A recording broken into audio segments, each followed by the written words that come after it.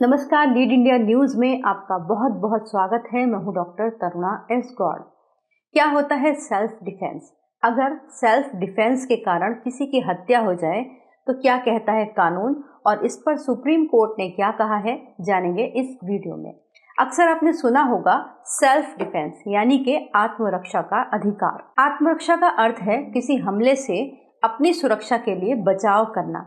कई बार ऐसी सिचुएशन बन जाती है जब आपको ना चाहते हुए भी अपने बचाव में हिंसा करनी पड़ जाती है। अगर ऐसा करते हुए सामने वाला व्यक्ति जिसने हमला किया है वो घायल हो जाए या फिर उसकी मृत्यु हो जाए तो व्यक्ति को जिसके ऊपर हमला हो रहा है या जो अपना सेल्फ डिफेंस कर रहा है उसको आरोपी या दोषी नहीं माना जाता।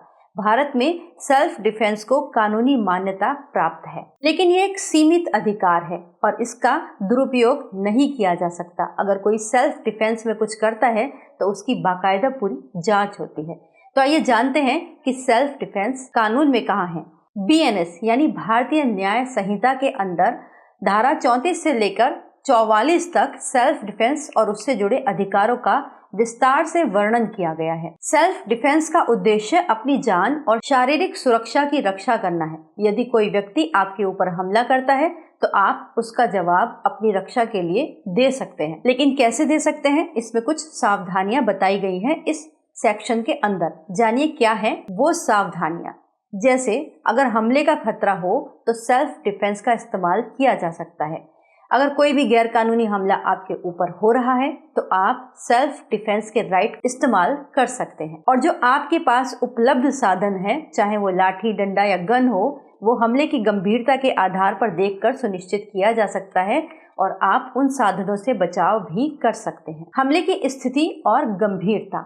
सेल्फ डिफेंस में प्रतिक्रिया हमेशा हमले के अनुपात में ही होनी चाहिए। यानी अगर कोई व्यक्ति आपके ऊपर हाथों से या फिर लाठी से हमला कर रहा है तो आप उस पर अपनी लाइसेंसी गन नहीं तान सकते या फिर उसका इस्तेमाल नहीं कर सकते। लेकिन हाँ, अगर उसके पास घातक हथियार है तो आप उसके बचाव में अपनी रक्षा के लिए अपनी गन का भी इस्तेमाल कर सकते हैं या फिर किसी दूसरे साधन का भी इस्तेमाल कर सकते हैं। मतलब सेल्फ डिफेंस के लिए इस्तेमाल किए जाने वाला बल खतरे के हिसाब से होना चाहिए। सेल्फ डिफेंस का प्रयोग कभी भी द्वेषपूर्ण इरादे से नहीं किया जाना चाहिए। गंभीर चोट या फिर मौत। अगर किसी व्यक्ति की मृत्यु या गंभीर चोट पहुंचने की आशंका हो तो वो हमलावर की मौत तक भी अपने सेल्फ डिफेंस राइट का इस्तेमाल कर सकता है। अगर किसी व्यक्ति पर जानलेवा हमला हो रहा है तो वो अपने बचाव में हमलावर को मार भी सकता है, लेकिन इस मामले में पुलिस जांच और कोर्ट की प्रक्रिया से उसको गुजरना पड़ेगा। जब आत्मरक्षा में किसी की मृत्यु हो जाए तो पुलिस मामले की जांच करती है और तय करती है कि क्या जो बल इस हमले के एवज में प्रयोग किया गया वो वैध था या नहीं।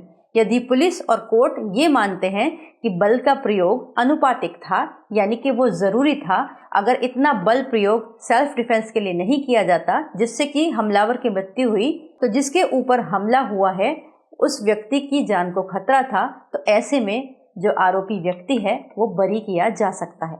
अगर बल का इस्तेमाल अत्यधिक था तो सजा भी हो सकती है। आइए जानते हैं इस मामले में सुप्रीम कोर्ट ने कई मामलों में अलग अलग फैसले दिए हैं, वो क्या है।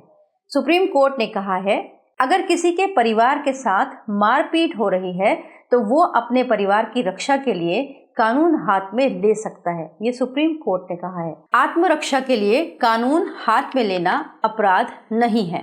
सुप्रीम कोर्ट ने एक फैसले में ये भी कहा था अगर किसी व्यक्ति पर हमला होता है और उसे लगता है कि पुलिस को सूचना देने का समय नहीं है तो वो अपना बचाव करने के लिए हमलावर पर हमला कर सकता है। ये तो कानून और अधिकार है, लेकिन फिर भी सेल्फ डिफेंस में ध्यान रखने वाली बात ये भी है कि सेल्फ डिफेंस या आत्मरक्षा का अधिकार सभी हमलावरों के खिलाफ उपलब्ध तो है, लेकिन आत्मरक्षा का अधिकार उन कृत्यों के खिलाफ नहीं किया जा सकता जिसमें कि सामने वाला आक्रामक हो ही ना। यानी कि अगर आप पे हमला नहीं हुआ तो आप सेल्फ डिफेंस राइट का इस्तेमाल नहीं कर सकते।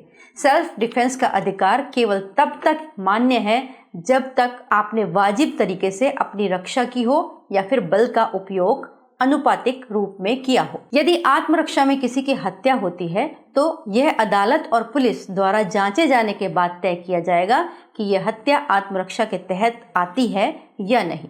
यदि बल का उपयोग अत्यधिक था या हत्या अनावश्यक रूप से की गई थी तो आरोपी को हत्या या गंभीर चोट के लिए सजा भी दी जा सकती है। तो ये थे सेल्फ डिफेंस से जुड़े कुछ अधिकार और कानून। उम्मीद करते हैं ये वीडियो आपके लिए उपयोगी होगा, हेल्पफुल होगा। अगर आपको ये वीडियो अच्छा लगे तो हमें लाइक कीजिएगा, शेयर कीजिएगा और सब्सक्राइब जरूर कीजिएगा। वीडियो देखने के लिए बहुत बहुत धन्यवाद। वीडियो को लाइक करें, हमारे चैनल को सब्सक्राइब करें। हमारे वीडियो सबसे पहले देखने के लिए बेल आइकन प्रेस करना ना भूलें।